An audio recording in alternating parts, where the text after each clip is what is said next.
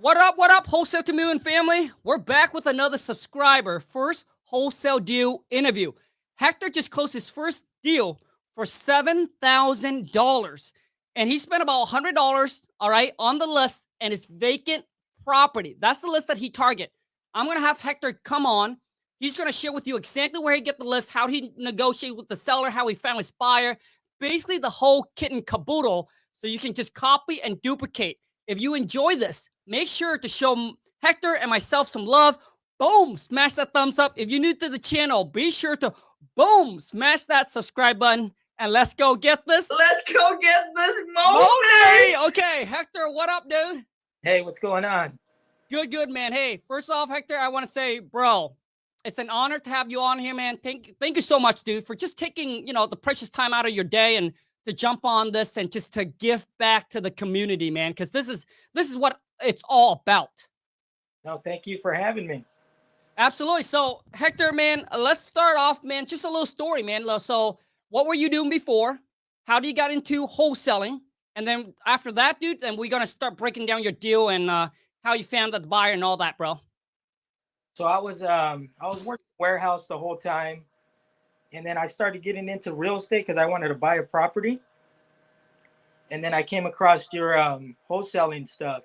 Okay. And then that's when I was like, oh, shoot, maybe I can do this. At first, I didn't believe it, Yeah. But then I stuck to it and kept trying to do it. And then I finally came with the deal. Nice, bro. So do you find me on YouTube, Instagram, TikTok? Where at? Instagram. Let's go, baby.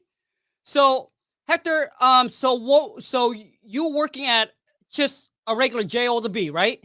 Correct. How much were you making there? Probably like 60 to 70, 80 grand a year. Okay. And what state you live in? California, San Diego. Okay, so San Diego, California, 60 to 80K a year in California is probably what? Medium? Average? Below average? Because, go ahead. Yeah, it's not that great. Okay, because where I live, bro, 60 to 80K give you you're probably in that, I would say, like a little upper middle class, kind of where I live. Like, I live in a very small town, man, so everything is probably a lot cheaper here, especially the real estates versus in California. Right. So, and how long do you do that for? So I was doing that for about 6-7 years. Okay. And Hector, dude, because dude, like these are the kind of stories that I really want to break down because people can understand. It's not just me that are out there wholesaling houses and making money left and right, but they're just regular people, just like me, just like you. When I first started, same thing, man. So I want people to understand that, anything is possible when you put your mind to it, man. Like you too can do this. Like I'm a high school dropout. Hector's nothing special. I'm nothing special. All we got is, dude, is freaking work ethic and determination to freaking succeed. And boom, there we go. At first, I thought it was like a get rich scheme. Exactly. Yeah. Like just because I go on there, I said, hey, you don't need a license. You don't need a boatload of money to get started. You don't need a degree. I'm a high school dropout. If I can do it, so can you. It just sounds like one of those, commercial. Exactly. Got it, dude. So Hector, man, what makes you pull the trigger? Like, hey, you know what? I need to seek for something better. As in? Like, basically, like, see, I believe, Hector, the only reason why people would change, right, or find something else to do is because they're either unhappy or unsatisfied with their current situation or lifestyle. That's it. So exactly. I want to know from you is why do you seek for something new? Oh, just like everyone else, you want something better. Got it. No, Hector, man, let's get into your first deal, dude. So let's walk us through the whole entire process, man. Where do you get the list? So I pulled the list from PropStream. After pulling the list from PropStream, it was vacant. Nice. And then you skip trace them. I had this software I paid for. I forgot how much it was. But anyways, I skip traced them. And then after, like 3 to 5 months of just Yep. cold calling, and I only did that for about 4 hours a day. After those 5 months, I finally landed on a motivated seller. Yeah. He was ready to go. Got it under contract, and then I think in the beginning I couldn't find a buyer for it, so he kind of wanted to cancel. He wanted to cancel because he found a buyer. Sure. So I said, okay, that's fine. The person that ended up getting it, he wasn't a buyer. He was a wholesaler trying to find someone else too. Yep. Anyways, I ended up finding a buyer. He came back to me, and then a week later it was closed. Got it. So it So took you got it. 14 days to close or something like that. 15 days. Yeah. Okay. First time around. Got it. So let me break down this deal for those of you who's like, hey, Khang, how do I identify if this is another wholesaler or if this is a serious, real cash buyer? So I'm going to help you guys out because there's a lot of wholesaler out there. Like, I don't understand why when you guys reach out to someone, like got a property in a contract, why don't you just say, hey, dude, I'm another wholesaler. I love to take your deal, send it out to my cash buyer. Like that's how you build relationship. You don't come in to someone's deal, lie about it, and say, "Hey, I'm your buyer, and I'm going to lock this thing up, but I'm going to go find another buyer." It's just not a good way to do business. So, Hector, let's break down this deal real quick, man. So, you spend 3 to 4 hours after work every single day. Oh, I wasn't working, but yeah, I spent like 3 to 4 hours. Right. So, you spend 3 to 4 hours every day, cold calling, correct? 5 days a week, correct? 5 days a week. What? Monday through Friday. Got 4 hours. Okay. How long did it took you to actually land this first deal? From actually cold calling, it was about like 5 months. Damn. It's like, so you guys need to understand this. Some of you just jumping into the game, right? After 30 days, after 60 days, after talking to 50 to 100 seller, and you get no, you get discouraged and you quit. And you end up being a little bitch working at the J.O. to B again. Like, dude, winners don't quit, and quitter will never win the game, no matter what business you're in. So as you can see, then this is why I asked Hector this, because I don't want this to be a rainbows and stars. I don't want to sell you a fantasy. This is real life, real world, real reality. When you get into the game, this is actually what it takes to actually make your first deal or become successful. 3 to 4 hours every single day for 5 months straight.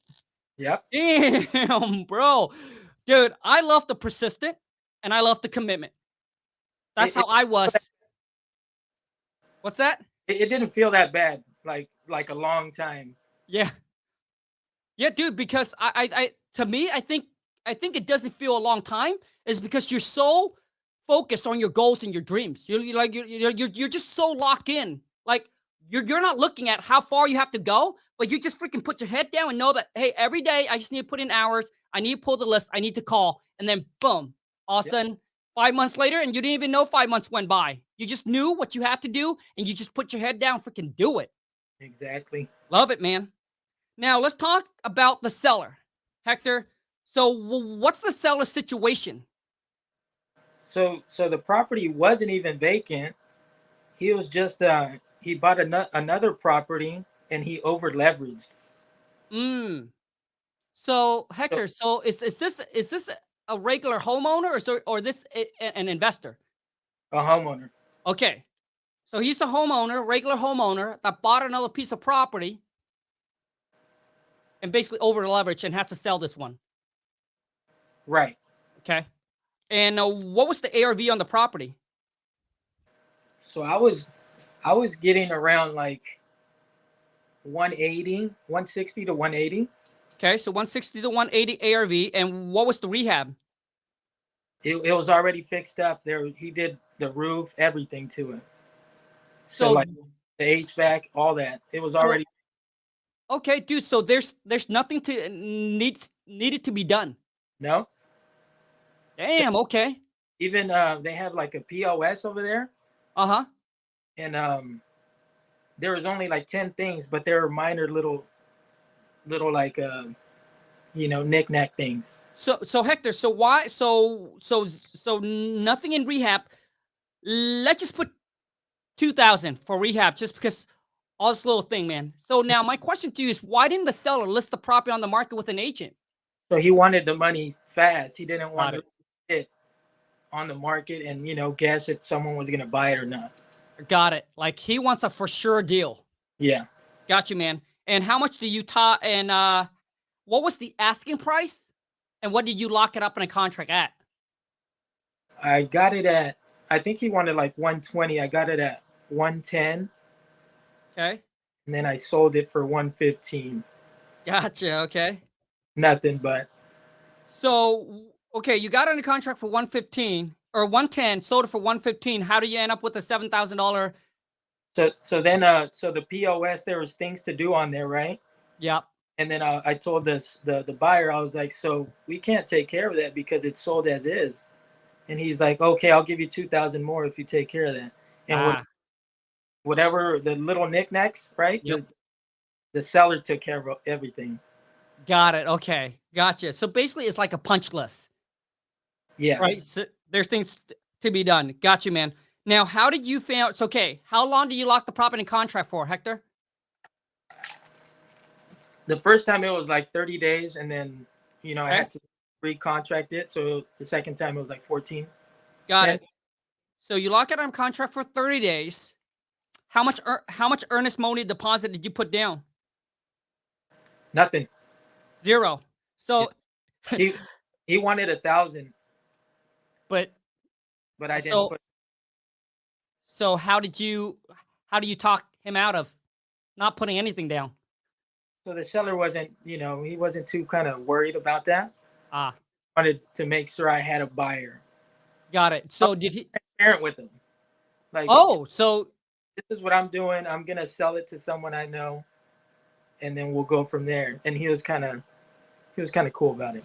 oh damn. Okay, so Hector, so you pretty much straight up told him, hey, I'm gonna put this property in a contract with you, and I'm gonna send it out to some of my investors, and I'm gonna find someone to come in and take over this property. Exactly. Gotcha. Okay, bro. So you were pretty much transparent with him up front. Okay, so 30 days, after 30 days, you couldn't find the buyers, so you asked for a 14 days extension. No, because it was 30 days, and then he said he found a buyer. The seller.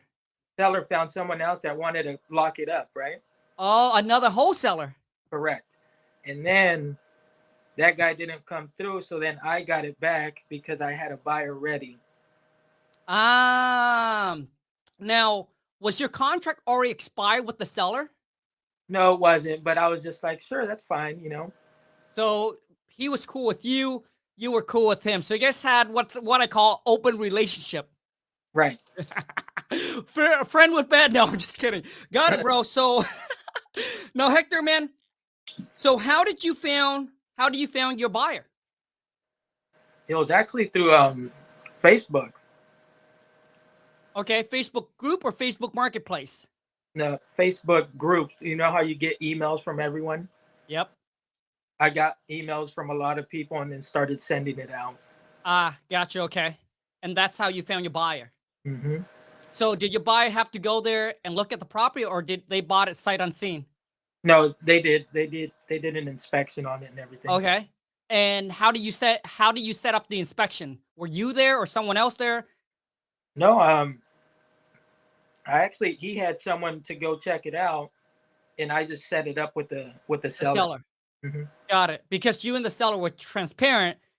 You didn't need to be there or have somebody there. Right. You told the seller, my buyer's going to come and check it out. Yep. He has to do inspections and everything. Yeah, got you, dude. Okay, so once you lock it up, once you found the buyer, how much non-refundable did the buyer put down? Don't tell me 0, bro. No, it was that 1,000. Okay, good. Okay. So $1,000 non-refundable with the buyer, and you guys closed in what? 15 days? I think it was like 14 days. Got it. So 14-day closing. And you made $7,000. Do you have the check to show us, Hector, or do you already cash and put it in the bank? I have the check, the 5,000. Okay. Bring it up, baby. So Hector, dude, how do you feel closing your first deal after 5 months, bro? it was nice. It was like, oh man, now I could this is doable, you know? Yeah. At first I was like, man, I don't know if this works or not. But then once you get that, you're like, oh hell yeah. You know, it's doable. So now I'm sure that your confidence just skyrocket. For sure. But I mean it's still it's still um it's still a constant thing. Of course. Of course. Like doing your first deal just obviously one, improve your confidence, knowing that you can do this again, right? But also two is that you still haven't have everything figured out yet. You're still kind of in the unknown stage. So you like you know what you need to do, right? But you like not a for sure thing. Like, can I do this again? So after a couple deals, then you're like, okay, I got this down. Well, I can now really do this once a month or 2 times or 3 times a month. Got it. Hector, man, what are some tips or advice that you can give to anyone that are starting out and obviously they're in that phase of trying to close their first deal, man? Oh man, just keep at it. Keep at it. Just keep calling and calling and calling until you get that one. So when are you planning to quit your JO to B, man? Oh, that was already done for a while ago before I even did that. Oh, damn. So you quit before you jump into the wholesaling game. Right. Got it, dude. Did you have some reserves saved up or what? Yes, I had a good amount. Okay. Because I want everyone to watch this, Hector, to understand. Because if I didn't ask you that, to me, unless you have a 6 to 12 month reserve plus, you need to stick to the JO the B. You need to keep hustling, keep grinding, keep doing what you do, and then do this on the side. And once you make enough income that comes in that will cover that 6 to 12 month reserve, right? That's when you can now pull the trigger, quit the JO or the B. But I don't, so my whole thing is people always talk about, quit, jump in with both feet. Dude, if you're living paycheck to paycheck, you got no money saved up, to me, it's not a smart move. All it is it's going to stress you out, especially if you have family and kids. Dude, it's just going to put so much pressure on you, but not just you, man, but you're putting your family through all the stress and all the pain that you're going through. There's no reason why to put your family through that when you should be the man that is sucking all the, right? That is taking on this battle, man, right? So suck it up, grind the J or the B, make sure this side hustle work, get some money coming in. Then you can tell the wifey or your girlfriend or whatever it is, hey, I'm going to quit. Boom, I got proof of concept. Here's the check. I'm going to go out there and I'm going to do this again, and provide, the financial freedom for the family.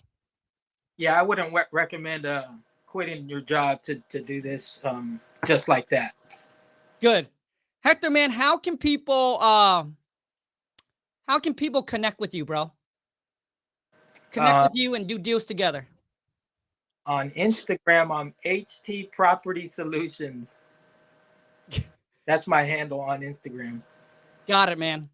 Now, Hector, what is the one piece of information that when you first started that really got you, like kind of unlock everything for you, man?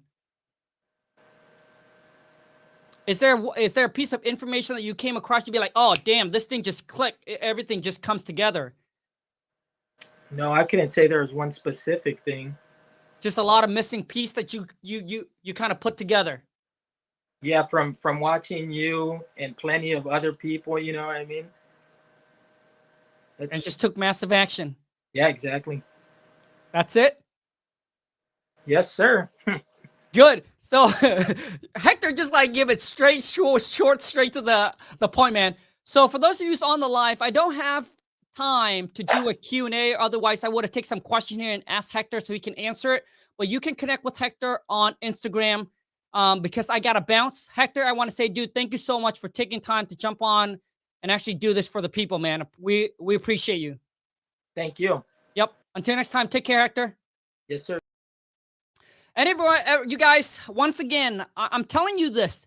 Nothing works if you don't. Dreams don't work unless you do. And if you quit today, you'll be a little bitch forever. Which means if you quit on your goals and on your dreams, you will be working to build someone else's dreams. Until next time, take care and let's go get this money. Later, guys. Ciao.